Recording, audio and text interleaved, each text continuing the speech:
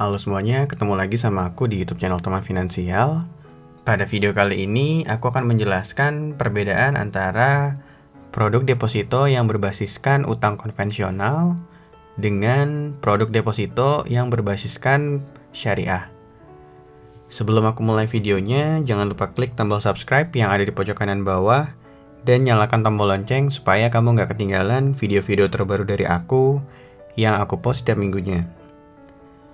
Sebelum aku mulai menjelaskan perbedaan antara produk deposito berbasiskan utang konvensional dengan deposito berbasiskan utang syariah, mungkin ada baiknya aku jelasin dulu nih, sebetulnya produk deposito itu apa sih? Jadi, produk deposito sendiri merupakan salah satu produk yang dikeluarkan oleh sebuah bank, di mana mekanisme kerjanya adalah seorang nasabah akan menitipkan uangnya kepada pihak bank dengan durasi di mana uang tersebut tidak bisa ditarik oleh nasabah yang memberikan uangnya kepada pihak bank. Yang kemudian oleh bank tadi, uang depositonya dikelola dan dijadikan sebuah pinjaman kepada orang yang ingin meminjam uang tersebut. Sebagai keuntungan dari nasabah yang memberikan uang di produk deposito, maka bank akan memberikan keuntungan berupa bunga untuk deposito yang sifatnya konvensional atau bagi hasil bagi deposito yang produk syariah. Nah, keuntungannya ini didapatkan dari hasil pinjaman yang diberikan oleh pihak bank tadi. Nah, dari penjelasan aku tadi, perbedaan utama dari produk deposito yang menggunakan skema utang konvensional dengan skema utang syariah terletak di keuntungan yang didapatkan oleh nasabah tadi. Kalau di produk deposito yang berbasiskan utang konvensional, maka nasabah tadi mendapatkan keuntungan berupa bunga.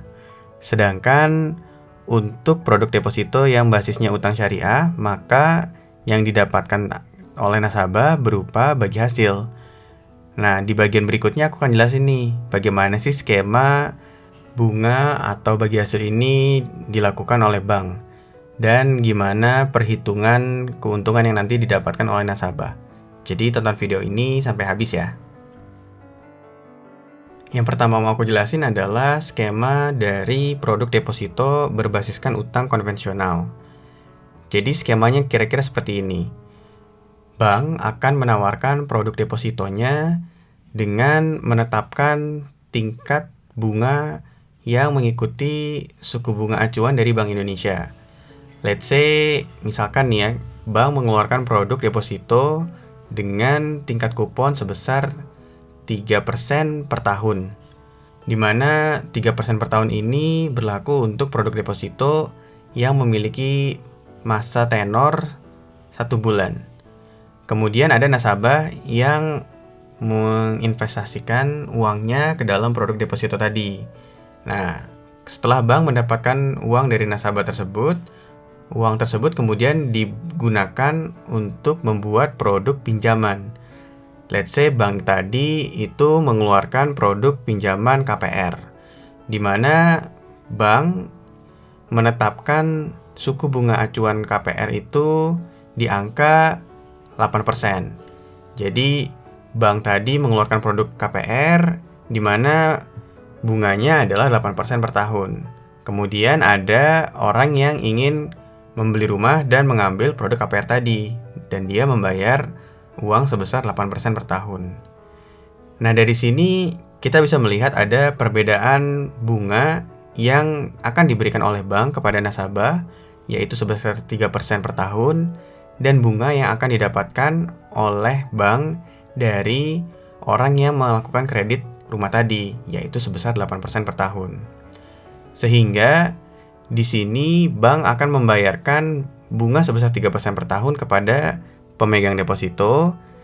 Pada saat yang bersamaan dia mendapatkan 8% per tahun dari orang yang membeli atau mencicil rumahnya tadi, yang berada di angka 8% per tahun. Dari sini bank akhirnya mendapatkan keuntungan dari selisih bunganya, yaitu sebesar 5% per tahun. Nah, ini adalah skema dari produk deposito yang basisnya adalah utang konvensional. Jadi, semua skemanya itu yang bekerja adalah skema bunga. Nah, coba kita lihat nih, kalau misalkan skemanya seperti tadi, berapa sih bunga yang akan bisa diterima oleh nasabah yang membuka produk deposito tadi? Jadi, perhitungan bunga dari produk deposito sendiri itu akan mengikuti rumusan seperti ini. Bunga yang akan didapatkan setiap bulannya itu sama dengan jumlah pokok utang yang diberikan oleh nasabah dikali dengan tingkat bunga yang ditawarkan oleh bank pada produk depositonya, kemudian dikali jumlah hari dari si produk deposito tadi. Misalkan kalau 30 hari ya berarti 30 hari. Kemudian dibagi dengan 365 hari, karena perhitungan deposito ini biasanya itu memang mengikuti satuan hari. Kemudian dari bunga kotor tadi dikurangi lagi dengan 20% dari bunga kotor tadi, sehingga didapatkan bunga bersih yang akan didapatkan oleh nasabah yang membuka produk deposito tadi.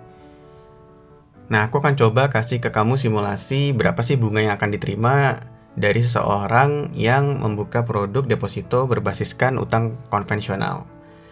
Misalkan ada orang yang membeli produk deposito yang menawarkan tingkat suku bunga sebesar 3% per tahun dengan dia mengendapkan uangnya sebesar 10 juta rupiah.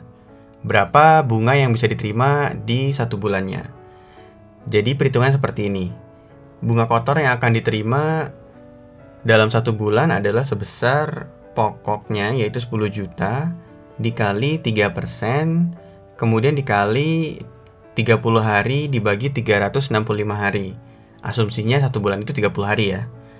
Nah, dari sini bunga kotor yang akan didapatkan adalah sebesar Rp24.658 per bulan. Kemudian karena produk deposito pasti ada pajak sebesar 20%, maka bunga bersih yang diterima adalah sebesar 24.658 dikurangi 24.658 dikali 20%. Sehingga didapatkanlah bunga bersih setiap bulannya itu sebesar Rp19.726 per bulan. Nah, di bagian berikutnya aku akan bandingkan dengan skema maupun perhitungan bagi hasil dari deposito berbasiskan utang syariah. Jadi tonton video ini sampai habis ya. Nah, berbeda dengan deposito yang berbasiskan utang konvensional, di produk deposito yang berbasiskan utang syariah tidak mengenal sistem bunga. Tapi yang dikenal adalah sistem bagi hasil atau nisbah. Jadi, akad yang akan dilakukan oleh nasabah yang akan membuka deposito dengan pihak bank adalah akad mudharabah, di mana sistemnya adalah merupakan sistem bagi hasil, di mana nasabah berperan sebagai sohibul mal atau pemilik dana, dan bank berperan sebagai mudorib atau pengelola dana. Jadi dari konsepnya sendiri, deposito yang berbasiskan utang syariah ini mekanismenya bekerja lebih kepada kerjasama antara nasabah dengan pihak bank, di mana nasabah akan bertindak sebagai penyedia modal, sedangkan pihak bank akan bertindak sebagai pengelola dana tadi, di mana bank akan berusaha untuk mencarikan keuntungan dari dana yang dititipkan oleh pihak nasabah tadi. Nah, keuntungannya ini diatur supaya berada dalam koridor yang sesuai dengan syariat Islam, di mana nggak boleh menggunakan sistem bunga seperti sistem utang konvensional seperti pada umumnya. Jadi misalkan nih, pada saat nasabah membuka produk deposito berbasiskan syariah, maka akan ada kesepakatan nisbah atau bagi hasil antara nasabah dan juga pihak bank. Misalkan pembagiannya itu adalah 40% untuk nasabah, 60% untuk pihak banknya. Kemudian pihak bank akan mengelola uang tadi dengan memberikan pinjaman kepada orang yang ingin meminjam. Misalkan ada orang yang ingin membeli rumah, kasusnya sama. Namun, kalau misalkan orang ini membeli rumah dengan skema syariah, maka sistemnya adalah bank itu tidak memberikan pinjaman dan menarik bunga dari si peminjam tadi. Tapi sistemnya adalah pihak bank akan membeli rumah tadi, kemudian akan menjual rumah tadi kepada si peminjam uang untuk kredit rumah tadi dengan keuntungan yang sudah disepakati antara pihak bank dan si penerima pinjaman. Misalkan, harga rumahnya itu di harga 1 miliar rupiah. Kemudian pihak bank dan si peminjamnya itu menyepakati bahwa harga penjualan rumah yang akan dibayarkan oleh peminjam ada di angka 1 miliar 200 juta rupiah. Nah, 200 juta rupiah ini adalah keuntungan yang akan didapatkan oleh bank dari uang pinjaman yang diberikan oleh bank tadi. Nah, 200 juta ini kemudian akan dibagi kepada pemegang deposito sesuai dengan nisbahnya tadi. Misalkan tadi 40% untuk nasabah, 60% untuk bank. Maka 40% keuntungan dari pinjaman tadi itu akan diberikan kepada si nasabah tadi. Sedangkan 60%-nya itu akan menjadi bagian dari keuntungan si bank. Nah, gimana nih perhitungan bagi hasil yang nanti akan didapatkan oleh nasabah produk deposito berbasiskan syariah? Jadi rumusannya kira-kira kayak gini nih. Bagi hasil yang akan diterima itu sama dengan nominal deposito dibagi nominal seluruh deposito yang dimiliki oleh bank, kemudian dikalikan dengan persentase bagi hasil atau nisbah yang sudah ditetapkan di awal pembukaan produk deposito, kemudian dikali keuntungan bank pada bulan tersebut. Kemudian setelah didapatkan angka bagi hasilnya, jangan lupa juga untuk dikurangi pajak sebesar 20% sehingga didapatkan bagi hasil bersih yang akan diterima oleh pemilik deposito. Supaya kamu lebih gampang memahami bagaimana cara menghitung bagi hasil produk deposito syariah ini, aku kasih simulasinya ya. Misalkan ada sebuah produk deposito yang ditawarkan oleh bank dengan nisbah atau bagi hasil 44% untuk nasabah dan 56%-nya itu untuk pihak bank. Kemudian nasabah tadi mengendapkan dananya sebesar 10 juta rupiah. Nah, kemudian untuk bisa mendapatkan bagi hasil dari produk tadi ini, itu tuh sifatnya nggak bisa sama dengan produk deposito berbasiskan utang konvensional yang kita bisa patok angka bunganya itu flat atau konstan di angka 3% per tahun. Untuk produk dengan deposito syariah ini, maka harus dihitung juga berapa keuntungan bank dari pengelolaan deposito tadi dan juga total deposito yang dikelola oleh pihak bank tadi. Kita coba asumsiin ya, ini angkanya aku ambil dari laporan keuangan Bank BRI Syariah di tahun 2020. Di situ keuntungan Bank BRI Syariah itu dalam 1 tahun dalam pengelolaan produk depositonya itu berada di angka 1 triliun rupiah. Sedangkan total deposito dari Bank BRI Syariah pada waktu 2020 itu ada di angka 16 triliun rupiah.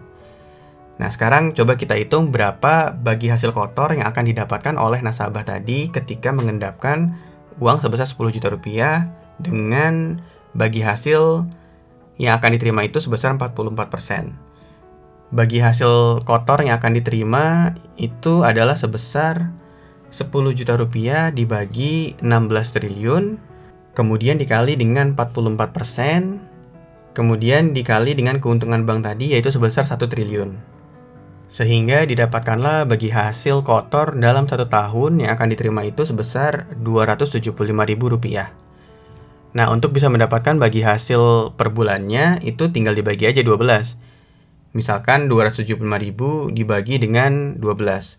Didapatkanlah bagi hasil kotor per bulannya itu di angka Rp22.917. Nah, karena bagi hasil dari produk deposito syariah ini tetap terkena bunga, maka bagi hasil bersih yang akan didapatkan oleh nasabah itu harus dikurangi pajaknya dulu sebesar 20%. Sehingga bagi hasil bersihnya itu adalah sebesar Rp22.917 dikurangi Rp22.917 dikali 20%. Sehingga didapat bagi hasil bersih per bulannya itu di angka Rp18.333 per bulan. Angka bagi hasil ini akan berfluktuatif tergantung dari kemampuan bank dalam menghasilkan keuntungan yang didapatkan dari pengelolaan produk depositonya. Jadi kalau kamu menaruh uang di deposito syariah, kunci utamanya adalah kamu harus tahu bank syariah mana yang bisa menghasilkan keuntungan yang paling besar. Karena kalau misalkan bank tersebut tidak bisa menghasilkan keuntungan yang besar, maka bagi hasil deposito yang akan kamu terima juga nominalnya akan lebih kecil. Kira-kira itu adalah perbedaan antara produk deposito yang berbasiskan utang konvensional dengan produk deposito yang berbasiskan utang syariah. Keduanya bisa memberikan keuntungan buat kamu, di mana perbedaannya itu hanya terletak di skema keuntungan yang akan kamu dapatkan. Kalau kamu menggunakan produk deposito berbasiskan utang konvensional, maka keuntungan yang akan kamu dapat itu didapatkan dari bunga.